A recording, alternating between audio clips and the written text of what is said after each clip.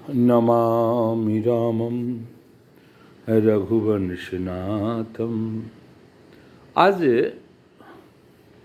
एक दूसरा रोचक प्रसंग है, आपको सुनना चाहिए, कुछ अच्छी बात ही मिलेगी इसमें।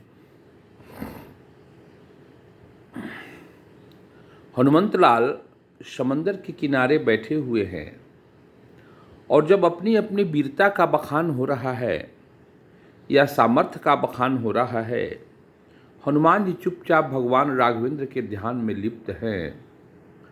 जाना तो इन्हीं को है लंका, लेकिन एक कमजोर आदमी होता है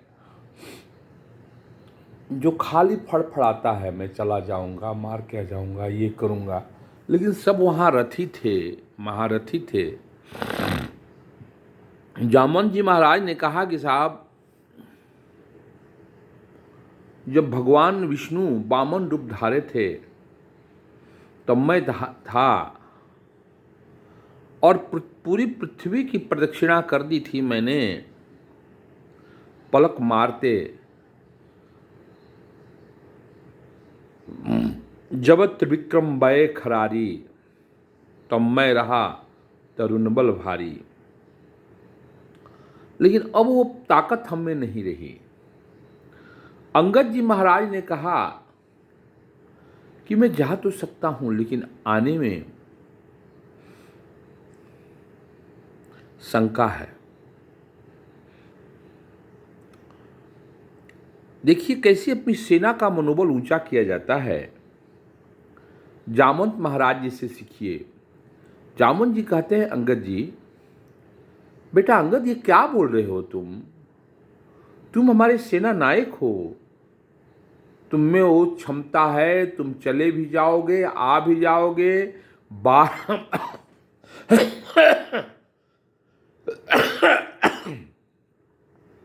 बार बार तुमको जाने की क्षमता है, बार बार आने की क्षमता है। लेकिन जामुन जी महाराज को तो पता था कि जाएंगे तो महावीर हनुमान ही जाएंगे, और वो हनुमान कहीं नजर नहीं आ रहे हैं। उनकी खोज हुई कि भाई हनुमान जी को खोजो। तो लोग जाके देखा कि जब लंका जाने की बारी है तब आप समाधि में ले लिए। पवन तनय बल पवन समाना, बुद्धि विवेक विज्ञान निधान। हे हनुमंतलाल, आंजनेय, हे राम भक्त, तुम पवन पुत्र हो। पवन के समान गति है, शक्ति है, बुद्धि बल विवेक के तुम खजाना हो। उठो उठो। देखिए हनुमान जी नहीं उठे। सोचिए जरा, हमको आपको कोई थोड़ी सी प्रशंसा कर दे, बस हम लोग फूल जाएंगे।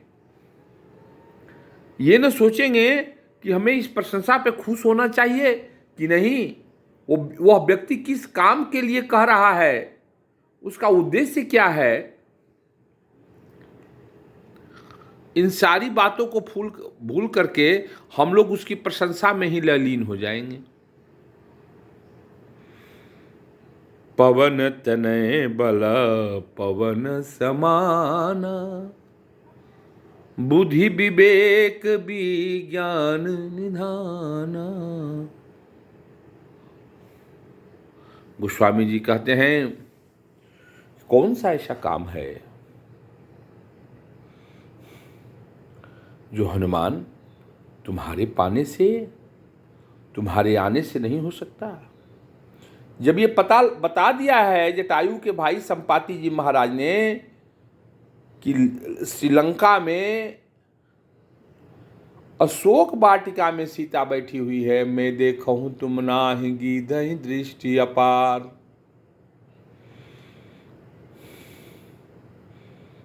तब तो तुम्हें इस प्रकार की समाधिष्ट होने की जरूरत नहीं है। जगो हनुमान जगो। सब प्रकार से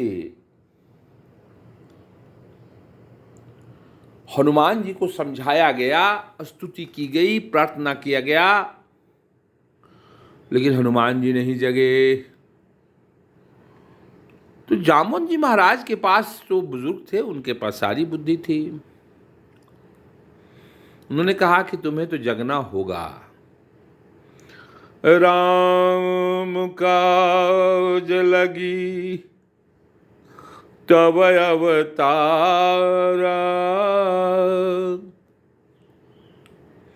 जामुन जी महाराज ने कहा छोड़ो बातें, तुम्हारा अवतार राम के कार्य के लिए हुआ है। असुनत ही भयऊ पर्वताकारा।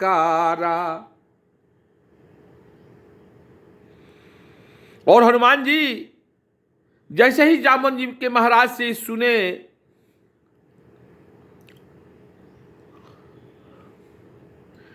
कि मेरा अवतार ही राम के कार्य के लिए हुआ है, पर्वत के आकार के हो गए। हनुमान भक्तों, इससे एक शिक्षा लो। हनुमान जी को पूजने जाते हो तो राम कह करके 2 पुष्प हनुमान जी को चढ़ा दो, या राम कह करके जल गिरा दो, या राम कह करके नैवेद्य दो, या राम कह करके मस्तक झुका दो हनुमान जी के आगे। हनुमान जी तुम्हारी सारी मनोकामनाएं पूरी कर देंगे। क्यों? हनुमान का अवतार ही राम के कार्य के लिए हुआ है। सिंहनाद करिबार ही बारा,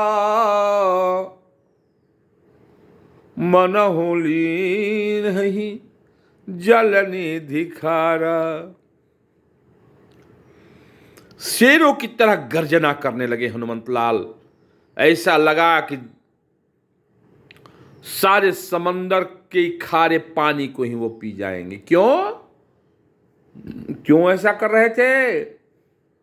जामवंत जी ने चाबी सही लगा दिया था। गलत चाबी लगाने से जैसे कार मोटरसाइकिल स्टार्ट नहीं होती, लेकिन हनुमान जी हनुमंतलाल को जो चाबी लगाने वाला था वो एक्सपर्ट था। जामवंत जी महाराज से राम काज लगी तब अवतारा, सुनत ही भयऊ पर्वताकारा। हनुमान, अरे तुम्हारा कार्य ही राम के काम के लिए हुआ है। और जैसे ही हनुमंतलाल ने सुना, वैसे ही हनुमंतलाल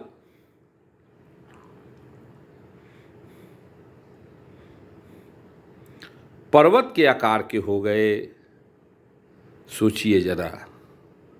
इसलिए हनुमान जी के पास राम का गुणगान कीजिए, राम का कीर्तन कीजिए, और हनुमान जी से जो मांगना हो मांग लीजिए, हनुमान जी दे देंगे। बोलिए भक्त प्रिय भक्त वत्सल भगवान श्री राम की जय।